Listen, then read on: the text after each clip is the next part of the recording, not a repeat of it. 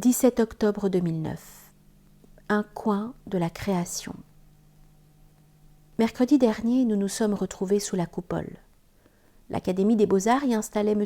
Éric Desmazières, graveur, au fauteuil précédemment occupé par Jean-Marie Granier. Il appartint à Hugues Ergal de prononcer l'éloge du récipiendaire. Je ne le connaissais pas. Il m'avait appelé quelques jours auparavant, désirant m'entendre parler de Jean-Marie, l'ami de toujours. 55 ans de fidélité, d'échange, cela compte. Au moment où a résonné mon portable, je me trouvais sur un pont à contempler le chevet de Notre-Dame, tandis que s'effondrait un ciel en gloire. Que dire de Jean-Marie ? Sa culture, fine pointe de son esprit, son art, fine pointe de son burin. Et cette diction sévenole, à peine atténuée par un long commerce avec Paris, un homme entre rocailles et ciel, de vent et de soleil, un homme qui avait conjugué la sécheresse de son art avec celle des paysages qui le hantaient, d'Espagne ou des Cévennes, auxquels s'étaient superposés sur le tard les épures nippones de Kyoto et autres lieux sacrés. Difficile d'exprimer cela et d'y ajouter les senteurs sauvages, âpres et âcres de la Borie, cette ferme médiévale qui lui ressemblait tant, beau volume de pierre inscrit dans une nature primordiale, où dominent les châtaigniers et les fougères. Éric Desmazières est allé à la Borie. Il ne s'est pas contenté de découvrir les planches que Jean-Marie continuait à ranger le jour même de sa mort.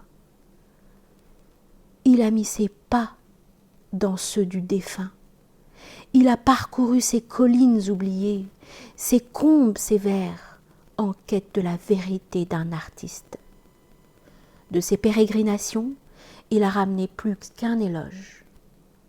Comme le lui a dit le sculpteur Jean Cardot, à qui nous devons notamment la statue de De Gaulle qui se trouve au rond-point des Champs-Élysées. Tous les parfums de la Borie, vous avez réussi à nous les faire humer. Pendant que M. Desmazières lisait son discours, ma pensée allait à José Granier, sa veuve, à François et à Pierre, ses enfants. Je me disais que, si beau que fut le discours de réception, il ressemblait pour ces trois êtres à une pierre tombale. Ce que José nous confirma d'un pauvre regard. D'une certaine façon, elle perdait son mari une seconde fois.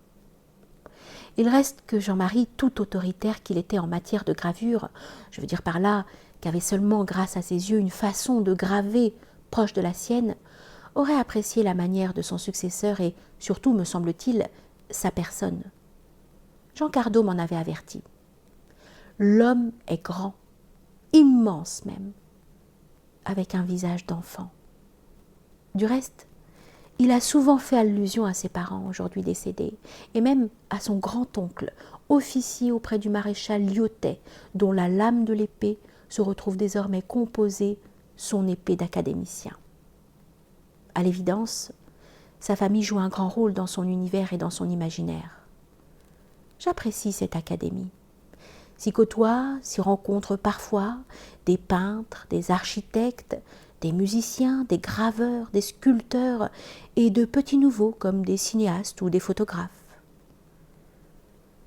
Héritière des académies royales instituées au XVIIe siècle, elle garde de ces temps anciens une courtoisie, une élégance, un art de vivre.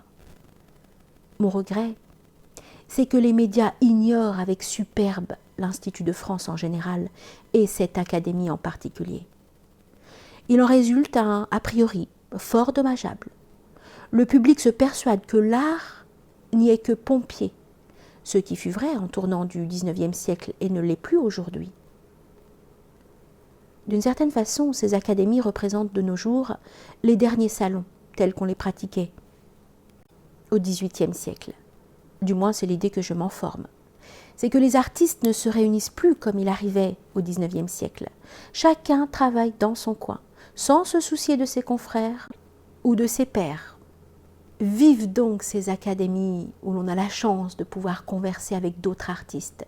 Et surtout, vive cette académie des beaux-arts où j'imagine que circule un amour partagé pour tous les arts qui y sont représentés.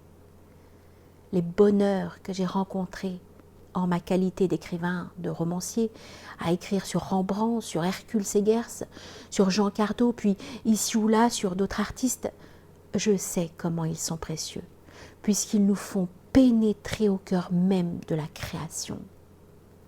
Ce qu'exprime si excellemment Émile Zola quand il écrit « Ma définition d'une œuvre d'art serait, si je la formulais, une œuvre d'art est un coin de la création vu à travers un tempérament. »